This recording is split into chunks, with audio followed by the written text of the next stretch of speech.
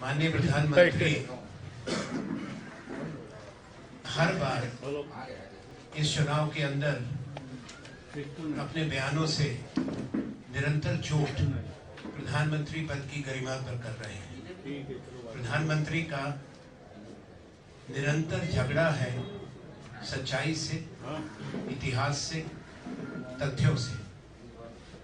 देश के प्रधानमंत्री से ये अपेक्षा की जाती है कि वो इतिहास का सम्मान करें और तथ्यों को तोड़ मरोड़ कर पेश मत करें।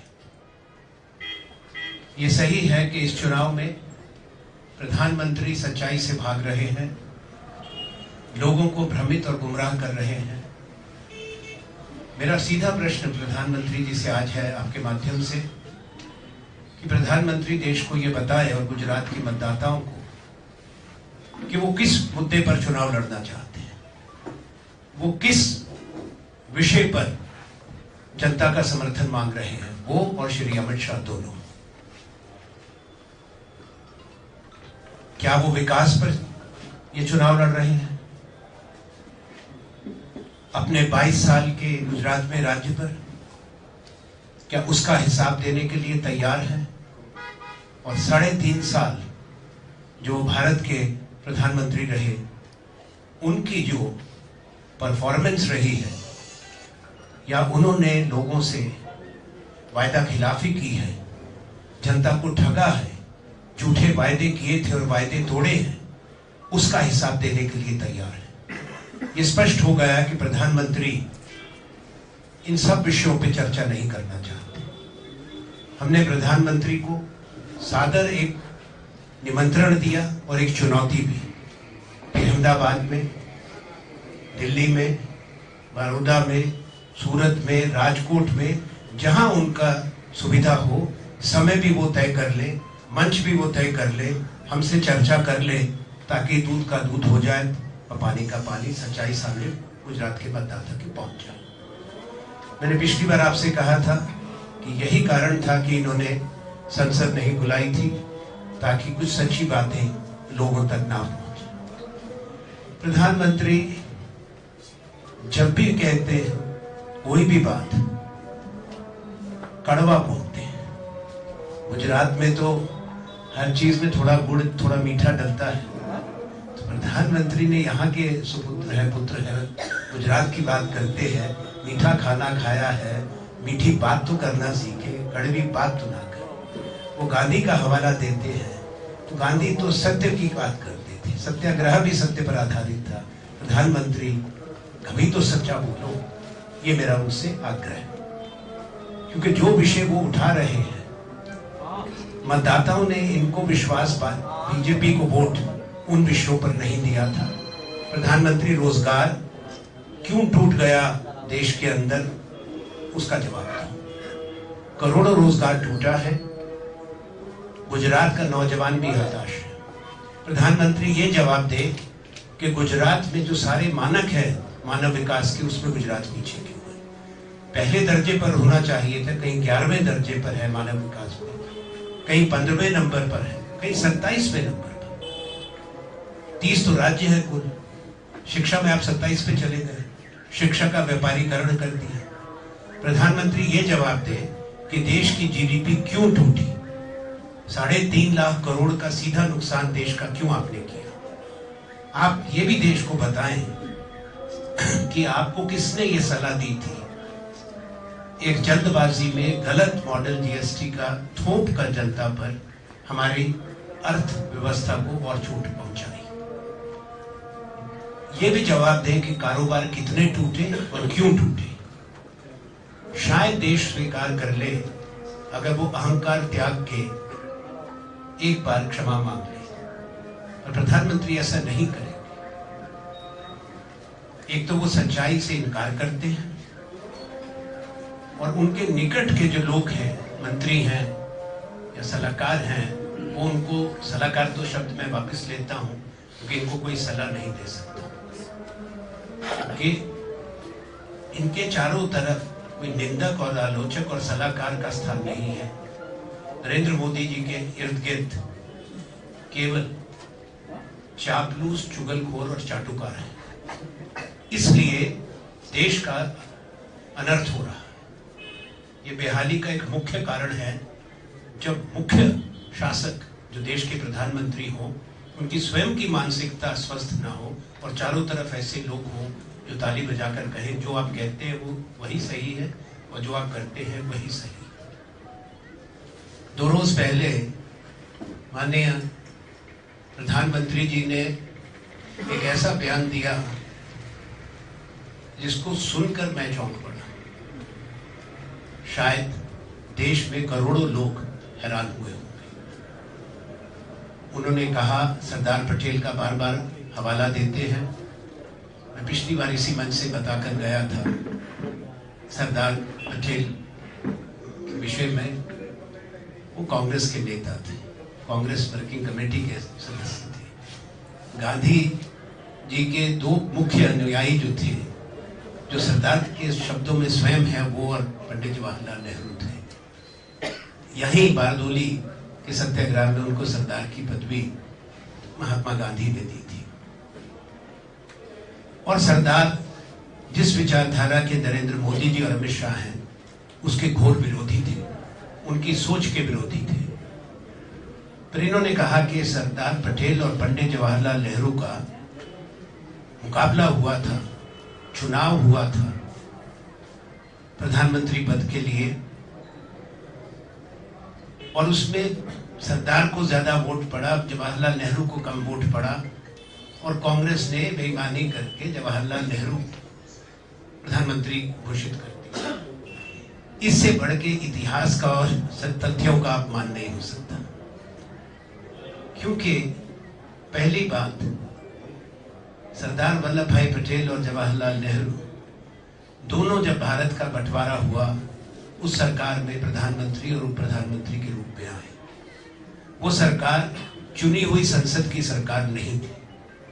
कोई चुनाव उस समय नहीं हुआ क्योंकि कांग्रेस संसदीय दल ही नहीं था। कांग्रेस पार्टी थी और कॉन्स्टिट्यूएंट असेंबली के संविधान सभा के सदस्य निर्वाचित हुए थे। और जब तक देश का संविधान नहीं बना, जो 26 जनवरी 1950 को लागू किया गया, तब तक मैं यही कहूंगा कि देश में जो चुनाव की प्रक्रिया थी, वो आरंभ होने की संवैधानिक अनुमति नहीं थी। सरदार पटेल का स्वर्गवास हुआ 15 दिसंबर 1950 को। देश में पहला चुनाव लोकसभा का शुरू हुआ नवंबर 1951 में। 5 महीने तक चुनाव चला और पहली संसद की बैठक 17 अप्रैल 1952 को बुलाई गई। तो अगर कांग्रेस संसदीय दल में चुनाव होना था माननीय प्रधानमंत्री नरेंद्र मोदी जी, वो अप्रैल 1952 में होना था। अप्रैल 1952 तक तो माननीय सरदार पटेल अपना आशीर्वाद देश को देके और जवाहरलाल नेहरू को देके वो देश को छोड़ के चले गए, दुनिया को छोड़ के। मैं आज आपको एक कागज अभी देने जा रहा हूं। जब जवाहरलाल नेहरू 60 बरस के हुए थे नवंबर 1949 में, तो देश ने उनको सम्मानित करते हुए एक अभिनंदन ग्रंथ प्रस्तुत किया था।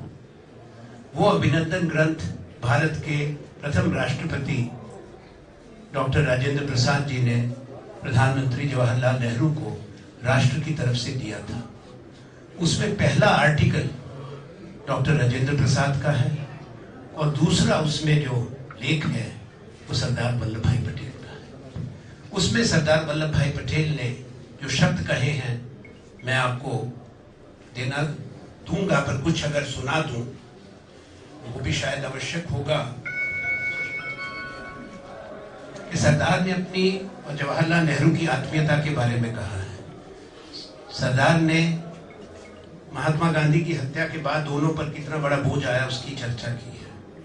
और पंडित नेहरू के विषय में वो क्या कहते थे, मैं कुछ शब्द पढ़ दूं क्योंकि नरेंद्र मोदी जी तक ये बात जाएगी। दुख होता है देश को शर्मिंदगी उठानी पड़ती है जब देश का प्रधानमंत्री असत्य वचन करे और सच्चाई से लड़ता रहे, सच्चाई के खिलाफ। Jawaharlal and I have been fellow members of the Congress, soldiers in the struggle for freedom, colleagues in the Congress Working Committee and other bodies of the Congress, devoted followers of the great master who has unhappily left us to battle with grave problems without his guidance, and co-sharers in the great and onerous burden of administration of this vast country. Having known each other in such intimate and varied fields of activity, we have naturally grown fond of each other. Our mutual affection has increased as years have advanced, and it is difficult for people to imagine. I'm underscoring it. It is difficult for people to imagine how much we miss each other when we are apart and unable to take counsel together in order to resolve our problems and difficulties. This familiarity, nearness, intimacy and brotherly affection makes it difficult for me to sum him up for public appreciation. But then, the idol of the nation, in Nehru ke baare mein likh raha hai, the leader of the people, the Prime Minister of the country, and the hero of the masses, whose noble record and great achievements are an open book, hardly needs any commendation from me. I will read just few sentences more, so that I put this issue, this Shri Narendra Modi, who is less than literate in India's national movement and India's history, is educated through the media, and we'll distribute this. As an older in years, Sardar ki umar badi thi. It has been my privilege to tender advice to him कि मैं उनको सलाह मशवरा देता था Nehru on the manifold problem जो अनेक समस्याएं देश के सामने थी, that we have faced together in both administrative and organizational fields. तो उन समस्याओं, उन चुनौतियों का सामना सरदार लिखते हैं मैं और जवाहरलाल नेहरू मिलकर करते थे. I always found him willing to seek and ready to take it. कि जो भी मैं सलाह देता था वो हमेशा खुशी से उसको स्वीकार करते थे या स्वयं सरदार की सलाह मांगते थे. Contrary to the impression, अब ये बहुत जरूरी शब्द है, contrary to the impression created by some interested persons and eagerly accepted in credulous circles, सरदार खंडन करते हैं कि जो अफवाहें फैलाई जाती हैं. We have worked together as lifelong friends and colleagues, adjusting ourselves to each other's point of view as the occasion demanded. एक दूसरे की सलाह मानते थे. And valuing each other's advice, as only those who have confidence in each other can. कि इतना सम्मान एक दूसरे की सलाह का करते थे, वही कर सकते हैं जिनका पूर्ण विश्वास और ट्रस्ट एक दूसरे के अंदर. आखिरी दो सेंटेंस पढ़ दूं, ये मैं आपको पढ़वाऊंगा अभी, और हिंदी का भी. हमारे मीडिया डिपार्टमेंट हिमांशु और ये अमी याग्निक बैठी हैं, सप्रा सब बैठे हैं, ये देंगे, पवन खेरा. ये अंश है इसका, 2 पन्ने का है. It is to this priceless possession of a free India, ये नेहरू के बारे में कह रहे हैं, priceless possession of a free India, that we pay homage to today on the occasion of the diamond jubilee of his birth, 60th birthday. May he secure greater and greater triumphs in the cause of our country and in the pursuit of his ideals. Sardar Vallabh भाई पटेल. तो शायद नरेंद्र मोदी जी ने जब झूठ बोला, उनको ये नहीं पता था कि इतिहास सच बोलता है. शायद उन्होंने कभी ये अभिनंदन ग्रंथ नहीं पढ़ा था, क्योंकि वो गुमराह करने पर आमादा हैं और गलत बयान देने पर आमादा हैं. आज उन्होंने एक और बयान दिया बाबा साहब अम्बेडकर के विषय को लेकर.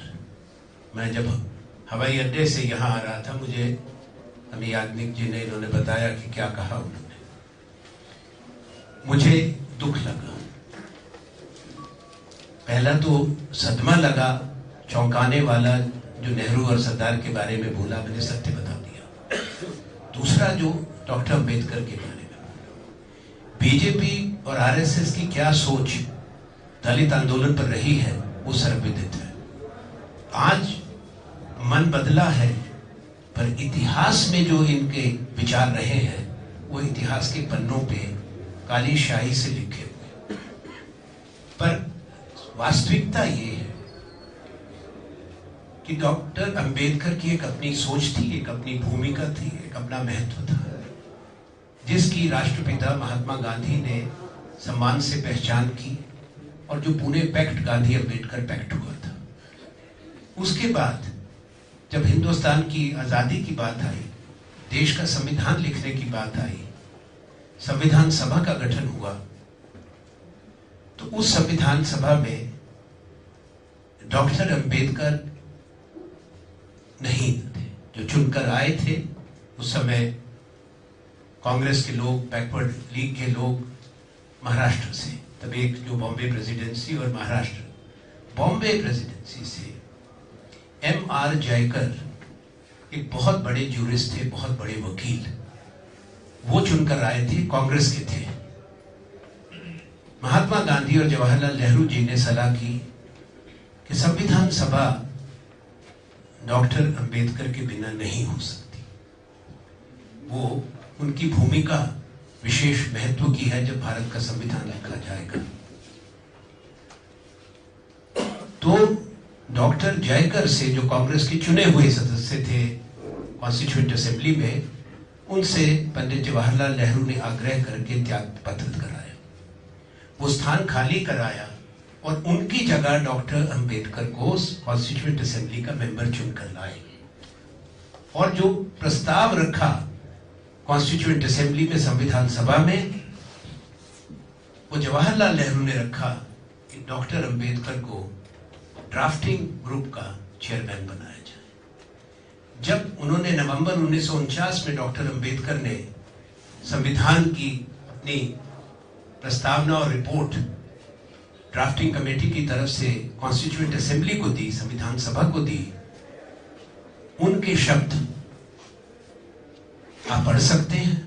कॉन्स्टिट्यूएंट असेंबली डिबेट्स, ये तो सार्वजनिक कागज हैं, उसमें उन्होंने भरपूर प्रशंसा की पंडित जवाहरलाल नेहरू की, उनका धन्यवाद भी किया, और कांग्रेस पार्टी का, कि ये काम जो पूर्ण हुआ है तो जवाहरलाल नेहरू और कांग्रेस के सहयोग के बिना पूर्ण नहीं हो सकता था।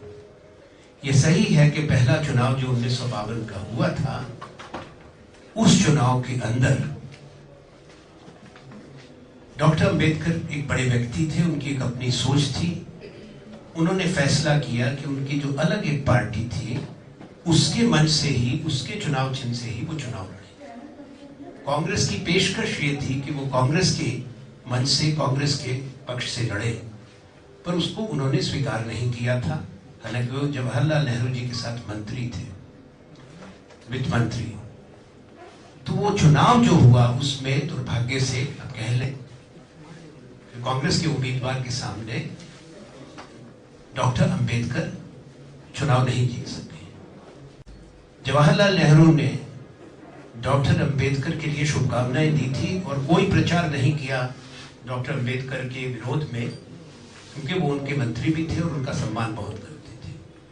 क्योंकि वो चुनाव नहीं जीत के आए, इसलिए पहली ये संसद थी, जैसा मैंने अभी जिक्र किया, तो चुने हुए उस समय लोकसभा के सदस्य की जगह जो हमारे एक सदस्य पे पंडित जवाहरलाल, उस समय के तो लोग अपने अपना व्यक्तित्व था हर व्यक्ति का, उनसे एक सीट खाली कराई राज्यसभा में बंगाल से, और वहां से चुनकर, तो पूरे देश के नेता होते, पूरे देश का नेता ये थोड़े होता है कि बंगाल से कैसे आ गए, जो मोदी जी ने कहा। फिर तो अरुण जेटली को तो निकाल देना चाहिए इनको आज ही, स्मृति ईरानी को भी निकाल देना चाहिए। गुजरात के थोड़े हैं जिनको चुन के लाए हो, मैं सच्ची बात बोलता हूँ, इनको निकाल दे फिर आज ही, अगर इनकी ये मानसिकता। तो बंगाल से चुनकर लाए और पंडित जी के साथ वो भारत के लॉ मिनिस्टर, कानून मंत्री के रूप में काम करते रहे। और प्रधानमंत्री जी संविधान भी कम पढ़े, मुझे नहीं लगता पढ़े, क्योंकि देश का कोई भी नागरिक कहीं भी जा सकता है। ये तो उस संविधान जो डॉक्टर अंबेडकर ने लिखा है उसी को पढ़ लो, उसका सम्मान करना सीखो। मैं अपना स्वयं का उदाहरण आपको दूं। 2010 में मैं कैबिनेट मिनिस्टर था, पर मेरे राज्य से मैं चुनकर नहीं आ सकता था, हिमाचल प्रदेश से। तो कांग्रेस वर्किंग कमेटी, कांग्रेस नेतृत्व ने निर्णय किया कि मैं दूसरे राज्य से चुनकर आऊं। कई राज्य उन्होंने सोचे और मुझे राजस्थान से चुनकर लेकर आए। तो अगर डॉक्टर अंबेडकर अगर वहां से नहीं चुने गए और बंगाल से चुनकर लाए, उसके लिए सराहना करनी चाहिए, प्रशंसा करनी चाहिए, पंडित नेहरू का अपमान करना चाहिए। प्रधानमंत्री जी से हमने आग्रह किया, वो सुनेंगे नहीं। एक तो जैसा मैंने कहा कि कुछ दिन रह गए हैं, कृपया हमारे आग्रह को स्वीकार करें, आप स्वयं और आपके जो वजनदार योग्य व्यक्ति आप समझते हैं मंत्रिमंडल में, उनको भी जरा भेज दें, एक बार चर्चा हो जाए। हमारी खुली चुनौती है, उसको वो स्वीकार कर ले। और दूसरा, ये बहुत हो गया, सच बोलने की आदत डालें, असली विषयों पे चर्चा करें, भावनाओं को मत भड़काएं, लोगों को भ्रमित ना करें। और आखिरी बात, इस देश की संस्कृति और संस्कारों का सम्मान करें। अपने से पूर्व प्रधानमंत्रियों के योगदान को, बलिदान को अपमानित मत करें। बार बार जब आप अपने से पहले प्रधानमंत्रियों को अपमानित करते हैं, ये कह करके पहली बार सब कुछ हो रहा है, हमको चिंता होती है कि हमारे देश के प्रधानमंत्री की मानसिकता बीमार है, अस्वस्थ है। इसलिए यही प्रार्थना कर सकते हैं कि इस गलत मानसिकता से बाहर हो और एक तंदुरुस्त मानसिकता हमारे प्रधानमंत्री की हो। मुझे यही कहना था। ये अभी हम जारी करने वाले हैं, अभी मैं दे रहा हूँ और ये सब जारी होगा। एक एक्सर्प्ट भी मैं अलग से दे रहा हूँ। सर, मोदी जी ने आज बोला कि कपिल सिब्बल साहब चुनाव जो है लड़े, चुनाव के उसको लेकर के बाबरी मस्जिद वाले मसले पे जो भी चल रहा है उससे मुझे मतलब नहीं है, लेकिन वो इसके पीछे क्यों पड़े हैं कि चुनाव के बाद जो है इसकी जो है फैसला आना चाहिए और सारी चीजों को लेकर के। ऐसा है कि कपिल सिब्बल जी को प्रधानमंत्री चाय पर बुला सकते हैं, वो बड़े वकील हैं, सांसद हैं, तो हम कैसे बता सकते हैं? क्योंकि कांग्रेस पार्टी थोड़े है इसमें, इस मुकदमे में शामिल। वकील जो है, मेरे दाईं तरफ भी वकील हैं, अमीबेन याग्निक, हिमांशु भी वकील है, मैं भी बाईं तरफ भी आ रहा था, और मैं स्वयं भी वकील हूँ। और प्रधानमंत्री के वित्त मंत्री भी वकील हैं, प्रधानमंत्री के कानून मंत्री, आईटी मिनिस्टर रविशंकर प्रसाद भी वकील हैं। क्या प्रधानमंत्री ने या आपके अमित शाह जी ने अरुण जेटली को जब वित्त मंत्री बनाया, ये पूछा था कि तुम डाउ जोन्स के लिए क्यों आपने वकालत करी थी? जो भोपाल गैस त्रासदी के जिम्मेवार थी कंपनी और एंडरसन के लिए, उसके पक्ष में तुमने क्यों बहस करी कोर्ट में? मुझे जवाब दें नरेंद्र मोदी। मेरे पास पूरी सूची है कि किन किन बड़े अपराधियों की, किन बड़े घोटाले करने वाले, जिन्होंने पूरा शेयर बाजार लूटा मुंबई का, उनकी वकालत इनके कैबिनेट मिनिस्टर्स ने करी। हम केतन पारीक की किसने करी वकालत?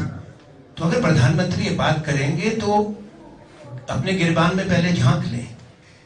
क्या प्रधानमंत्री बीजेपी और इनका नेतृत्व तय करता है कि इनके यहाँ जो वकील हैं वो कौन सा किसका मुकदमा लड़ेंगे या नहीं? कांग्रेस पार्टी का नहीं। जहां तक कांग्रेस पार्टी से आपने सवाल किया, हम स्पष्ट कर देते हैं प्रधानमंत्री को, हम में से बहुत लोग हैं जो अपने अपने धर्म का सम्मान करते हैं, मैं स्वयं भी उसमें हूं, पर हम जब घर के बाहर निकलते हैं, सार्वजनिक जीवन में है, तो भारत का संविधान मेरा धर्म ग्रंथ है। तो मैं धर्म को राजनीति में नहीं लाता, ना धर्म को भुनाता हूं राजनीतिक फायदे के लिए। उनकी जवाबदेही बनती है प्रधानमंत्री के रूप में, यहाँ के मुख्यमंत्री, यहाँ की सरकार की जवाबदेही बनती है। कांग्रेस पार्टी स्पष्ट है इस विषय पे, क्योंकि मामला सुप्रीम कोर्ट के सामने है। जो सुप्रीम कोर्ट तय करेगी सर्वमान्य है।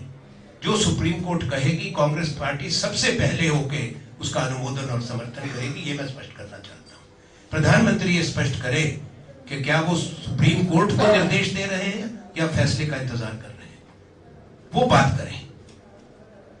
प्रधानमंत्री को इस चीज में नहीं पड़ना चाहिए। उन्होंने संविधान की शपथ ली है, कम से कम ये तो याद रखें। जहां अंबेडकर याद आए, अपने संविधान की क्या शपथ ली थी, दोबारा अपने सेक्रेटरी को कह के पढ़ लें, भूल गए हैं।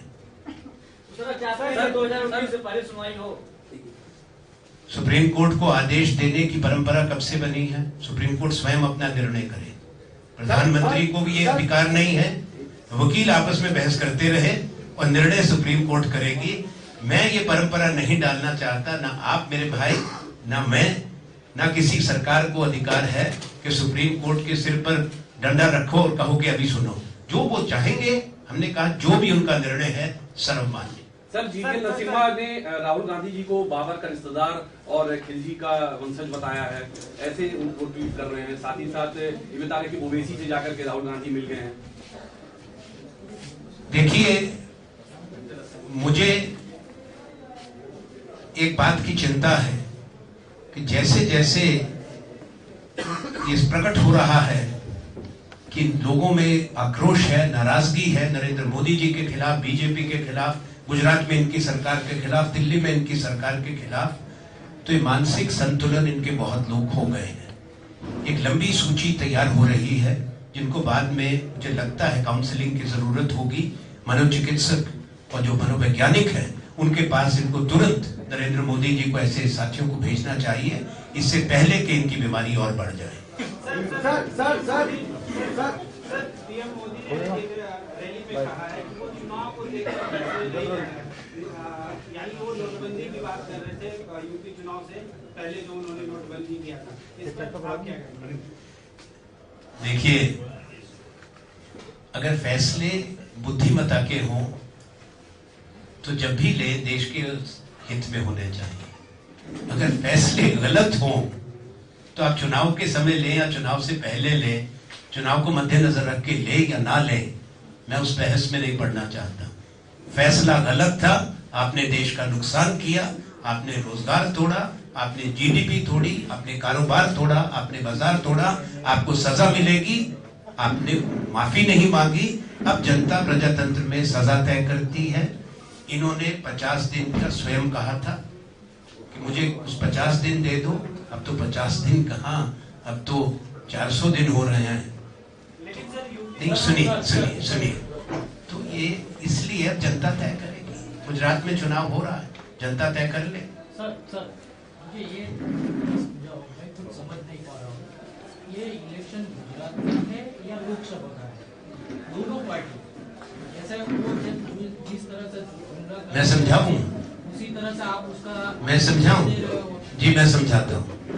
गुजरात भारत का हिस्सा है। गुजरात 6 करोड़ का आबादी है। भारत के प्रधानमंत्री हैं, सत्ताधारी दल के अध्यक्ष है। जो विकास की बात आज तक करते रहे, उससे भाग गए। तो जो 2 करोड़ रोजगार था एक साल में, अब 7 करोड़ था। तो उस पर गुजरात भी तो उतना ही प्रभावित है जितना महाराष्ट्र होगा। बाकी व्यापार की बात में जो नोटबंदी, डिमोनेटाइजेशन और जीएसटी, उससे अगर बाजार टूटे, कारोबार बंद हो गए, 3 करोड़ 72 लाख रोजगार टूटा, मैंने उस दिन बताया था, उसमें से कुछ तो गुजरात का भी होगा। तो ये बात तो विषय तो आएंगे। अब मोदी जी कौन सा विषय, तो ऐसा अंतरराष्ट्रीय विषय लेके आते हैं। ये तो सरदार पटेल और जवाहरलाल नेहरू का मरने, दोनों का स्वर्गवास हो गया। स्वर्गवास होने के बाद उन दोनों के बीच में झगड़ा करा रहे हैं जो उनके जीवन काल में नहीं था। ये तो ऐसा काम कर रहे हैं। लेकिन सर, क्या आपको नहीं लगता कि आप लोग ट्रैप हो रहे हैं? पीएम मोदी आते हैं, वो जवाहरलाल नेहरू पे बोलते हैं, तिलक पे बोलते हैं, बाद में आप भी उसी के इर्द गिर्द घूमते हैं। हम इर्द गिर्द नहीं घूमते। ये आपने बहुत अच्छा सवाल किया और मैं आपका धन्यवाद करना चाहता हूं। क्योंकि वो ऐसा बोलते हैं, इसलिए हमको मजबूरी से ये बताना पड़ता है कि हमारे प्रधानमंत्री झूठ बोल रहे हैं और इतिहास का अपमान कर रहे हैं। मैं दुख के साथ ही कहता हूं, क्योंकि भारत के प्रधानमंत्री हैं। मुझे तकलीफ होती है देश के प्रधानमंत्री की अगर ऐसी छवि बन जाए, पर वो बन चुकी है देश में भी और दुनिया में भी। जो लोग बोलते हैं, मैं नहीं बोलूंगा इस मंच से, क्योंकि उनमें और हमें यही फर्क है। हमने उनकी वल्दियत के बारे में नहीं कहा, हमने उनके निजी जीवन पे कभी कोई बात नहीं की, ना ही कभी कहेंगे। ना ही हमने ऐसी किसी भाषा का प्रयोग किया जैसी निम्न स्तर की भाषा का प्रयोग किया जा रहा है। उनके अगर इनको प्रवक्ता कहते हैं, नेता कहते हैं, तो आप खुद सोच लें। शायद अगर गली में मवालिक भी ऐसी भाषा इस्तेमाल करे तो आसपास वाले कहते हैं अपनी जबान ठीक करो, तो ये लोग तो रोज कह रहे हैं। ये मुझे इस बात का अफसोस है। और अंतिम बात मैं ये कहूंगा कि पहली बार तो ये रोज कहते हैं, पर पहली बार भारत का दुर्भाग्य है एक ऐसा प्रधानमंत्री जिनकी ऐसी गलत भाषा हो जो राजनीतिक संवाद में स्वीकार्य नहीं है। और पहली बार देश को सबसे निकम्मी सरकार नरेंद्र मोदी जी और बीजेपी ने दी है। धन्यवाद।